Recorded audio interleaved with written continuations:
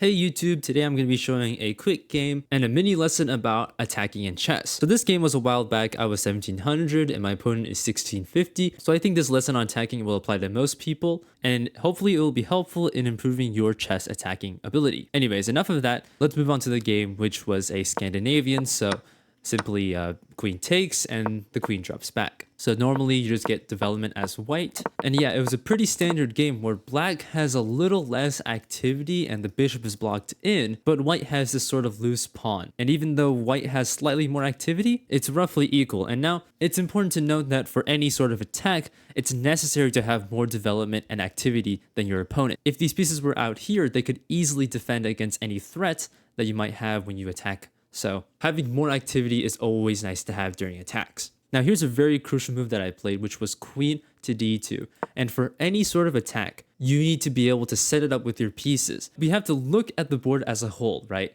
The bishop stares at the king. The bishop is over here at the king. The knight's ready to jump in. This knight controls key squares for this knight to drop to. And now our queen is looking at the same tiles as the bishop. Almost every piece on my side is looking at the black king, which is very important for an attack. And look, black has basically no development here. It's important to recognize that if black had this development, right, they could easily once again jump over to defend any threats. Now the point of queen d2 here is to line up this attack and improve the queen's position slowly. If black plays h6, there's ideas of sacrificing the bishop, getting the queen in, and delivering the knight for a mate. So that's always important to keep in mind when we have these sort of batteries at the king, and the opponent has not that much development. Instead, my opponent played the normal stuff, which is moving the knight to d5. And the idea is simply after takes, takes. This knight is pretty strong because after takes, black gets a nice pawn structure and I have to move my bishop back.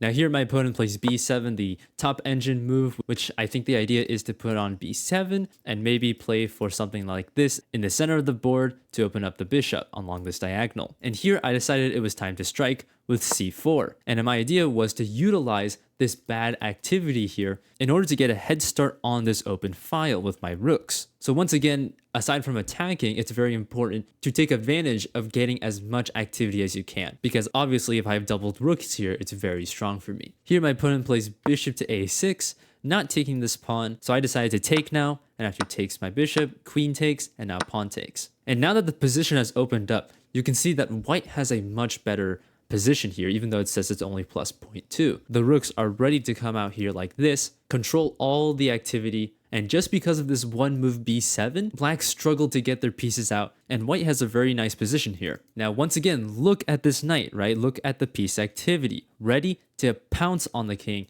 if necessary. And after I played this move rook to e1, hitting the queen with tempo, my opponent played queen to b4, which is an interesting move because they hit the pawn. But remember, look at the piece activity. There's no defenders on this king. And now that black has moved the queen over here, they're no longer able to defend this side of the board. So because the queen wandered away, now I can play knight to g5, threatening just a simple mate in one. Black plays g6 to stop it, and now I played this nice move queen to h3. Once again, and I'm saying this so many times, but because black has low activity and this queen wandered away, we can use the extra moves to bring our pieces over and attack the king. My opponent here plays h5 to stop the mate threat, and now I realize I could tear away at this position with g4. And this is the most important thing you have to understand about attacks. They are risky, because if my attack doesn't work, first of all, my king is the one in the open. So if black somehow escapes, they can use their pieces to develop and maybe attack my king. And second of all, if I'm not successful with this attack, this queen is going to terrorize every single pawn, and I'll just be down material in an endgame. So the idea of g4 is saying, hey, I'm going to take a risk here, and I'm going to checkmate you, I'm going to win the match, and if I don't, then I'm going to lose. So of course my opponent can't take this pawn because of a simple mate threat, and black's best move here is to play queen takes d4, with the idea of after takes, queen f4, black is hitting the knight, and the knight is forced to drop back, and the game still continues with lingering threats on the king.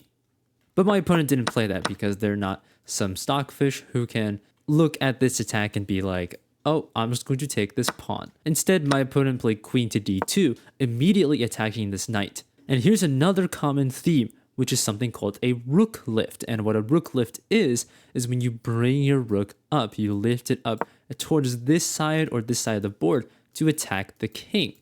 And this move is so good because it brings another piece into the fight while blocking the sightline on this knight. The queen no longer sees the knight because the rook blocks it. And once again, I'm just going to keep saying this, but look how many times this queen has moved and look at these stuck pieces. We're using the extra activity and development we have to prevent black from ever developing their other pieces by creating threats on the king, which is the attack.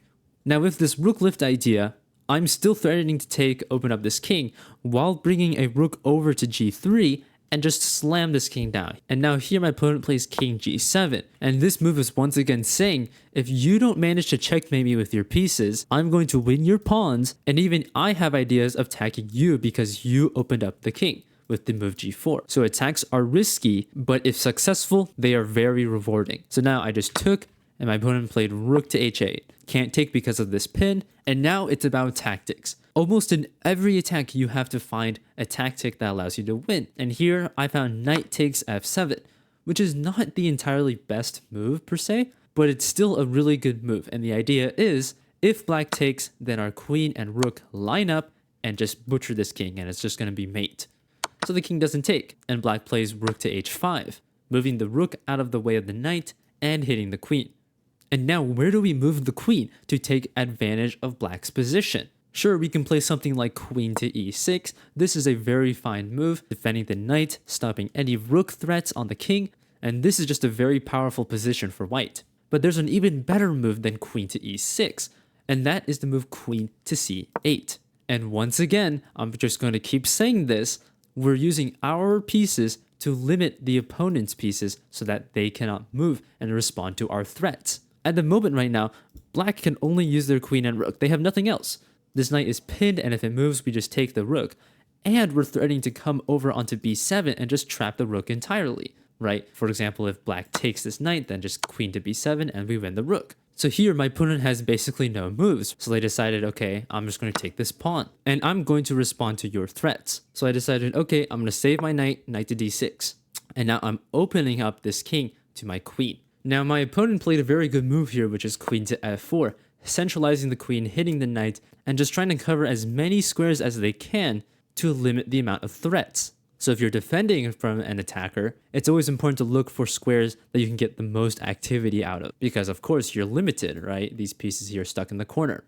So now my rook jumps in, and here is the crucial moment of any attack, which is converting, right? And I know a lot of players have trouble with doing this, and it's especially harder for an attack because, you know, if you don't checkmate this king or win the queen or win just some absurd amount of material, I'm sorry, but this is a threat, okay? Whenever you do an attack, there's always a risk of losing. Well, at least someone's gonna lose. Knight jumps in, and I give a bunch of checks here to force the king down.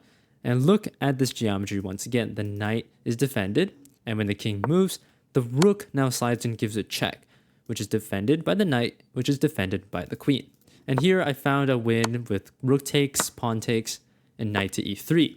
And it looks like I haven't really won because material's quite even, as you can see, and black has seemingly escaped all of the problems.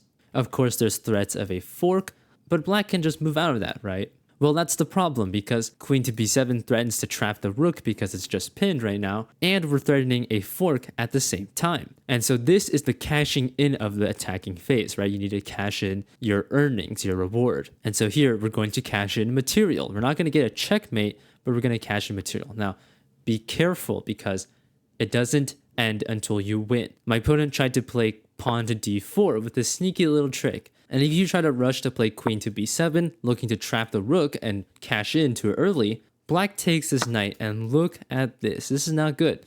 If you take the rook, then queen takes, king h1, and now after king to h3, white is the one losing here because there's just too many mate threats. If you play queen takes the knight, and to stop this mate, then you stop defending the g2 square, and that's just checkmate. So it's very crucial you don't get tunnel vision when attacking.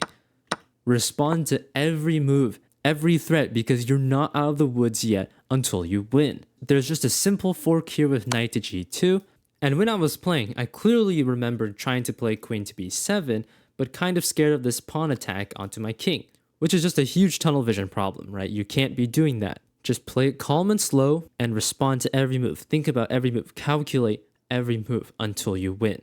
You can't relax until you get checkmate because in chess, anything can happen, right? But after this fork, my opponent decided to resign after queen b7 because the rook is trapped now and there's no way black is going to win at the 1700 level with just a knight and a couple pawns versus a rook and queen. So just to recap, there's a few notes that I want to make. One is using piece activity and lining up pieces towards the king while taking note that your opponent doesn't have as much activity, right? Back here, all the way in here in this opening, right? White has a little better activity and black is very prone to an attack, right?